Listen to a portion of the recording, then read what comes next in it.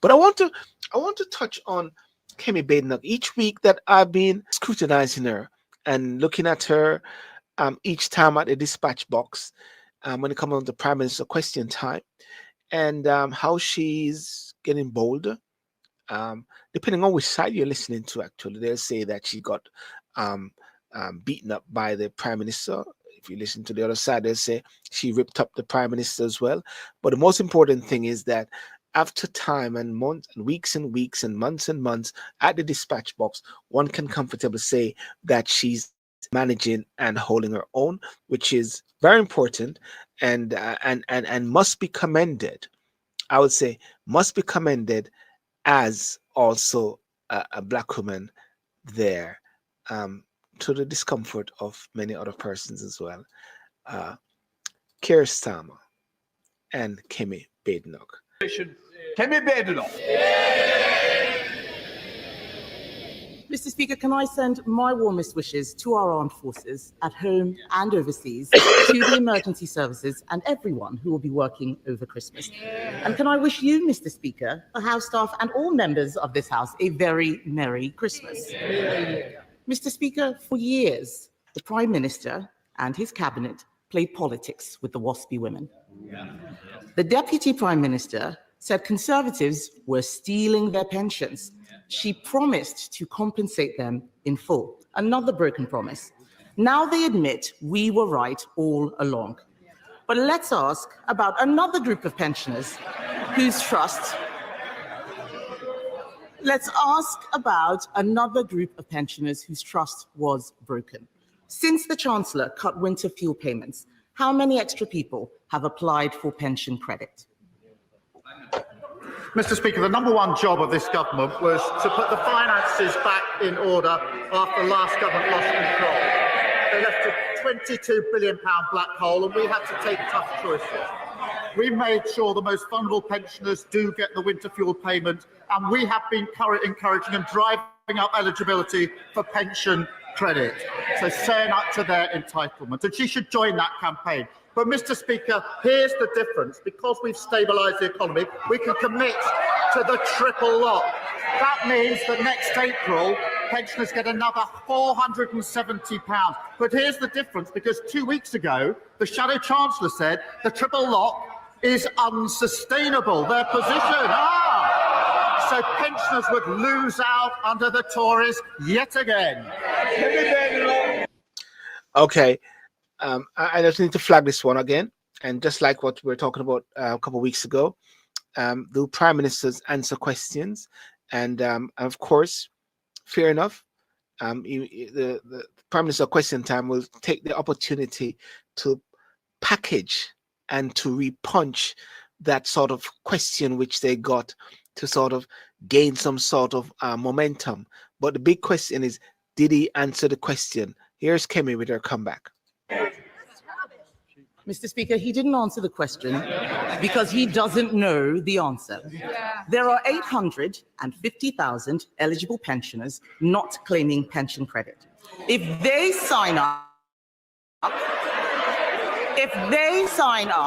that will cost the Treasury £2.3 billion, wiping out the savings that the Chancellor claimed she would make. Before the election, his Chief Secretary told the public they had no plans to cut winter fuel. But they did have plans, didn't they? Age UK say cutting the winter fuel payment with very little notice will potentially jeopardize the health and finances of millions of older people. Does he agree with Age UK that this is the last thing both pensioners and the NHS need?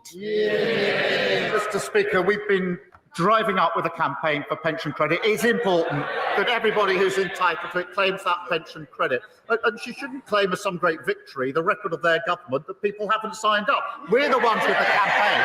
They should be supporting it. But because of the triple lock, pensions will be going up by £470 next April. She hasn't answered the question. Her Shadow Chancellor says the triple lock is unsustainable. So she needs to explain how pensioners will be worse off under a Tory government. It is Prime Minister's question. Mr. Speaker, we protected the triple lock during all our time in government.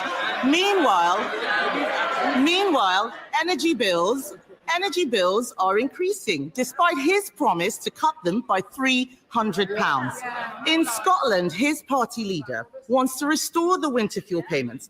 Across England, councils are scrabbling together funds for struggling pensioners. The tragic reality suffer and may even die as a result of this cruel policy.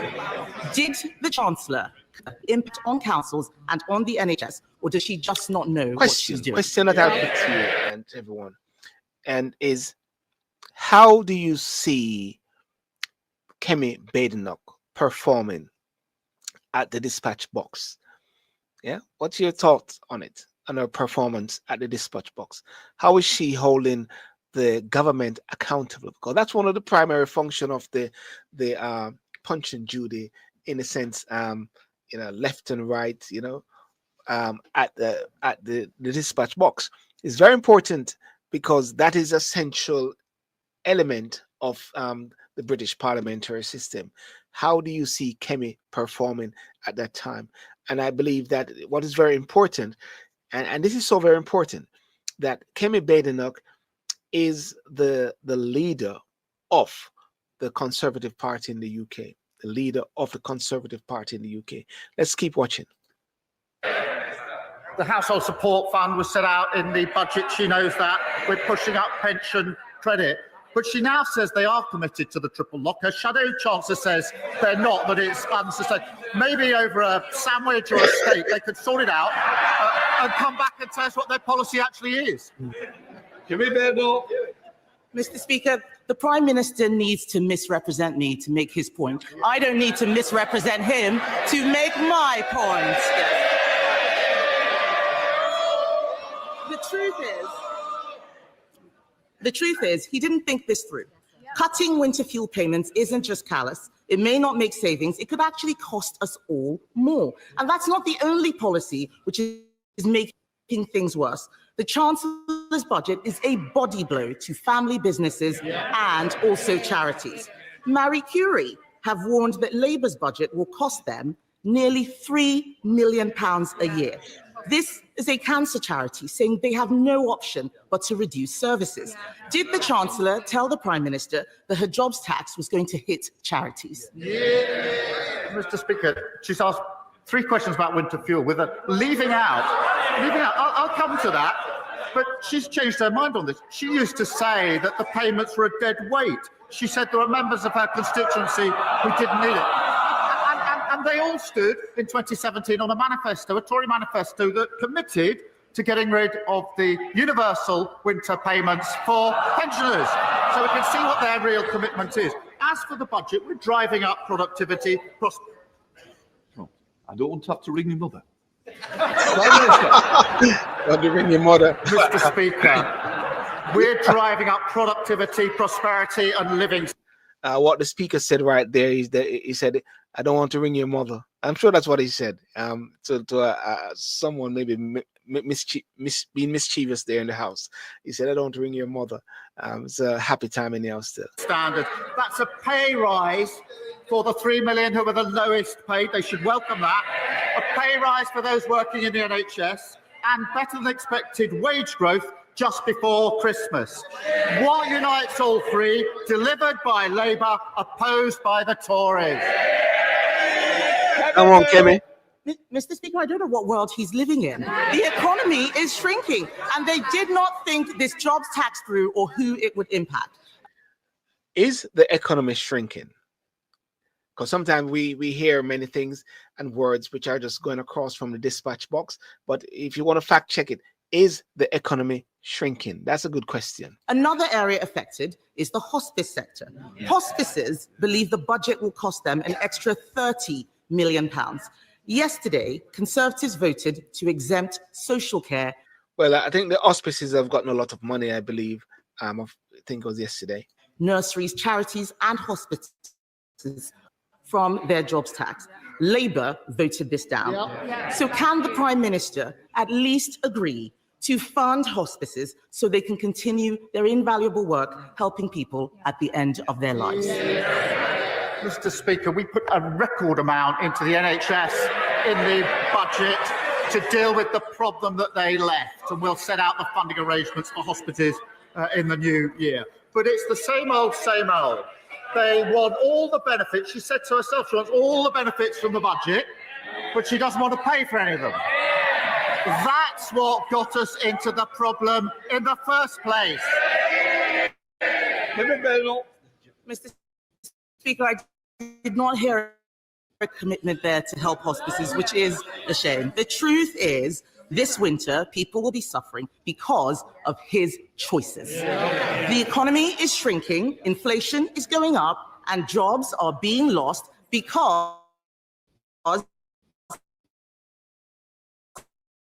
of his budget. Pensioners won't be able to heat their homes because of his government's decision, broken promises. And now we learn that he is about to give away our hard-won Brexit freedoms. Yeah. Mr. Speaker. Touchy area, Brexit, touchy area. But before going to the Brexit bit there, just want to flag up a point, and that's about hospices. Hospices in England are to receive 100 million of government funding over 2 years to improve end-of-life care. Health Secretary Wes Streeting has announced. I like that guy, Wes Streeting. He's very intentional and he's very passionate about his position there. Very exciting guy. Another 26 million is going to hospices for children and young people, which is a continuation of money previously given through a grant. And this comes after hospice leaders warned they were forced to close beds due to increasing financial pressures. Only a third of hospices funding come from the NHS.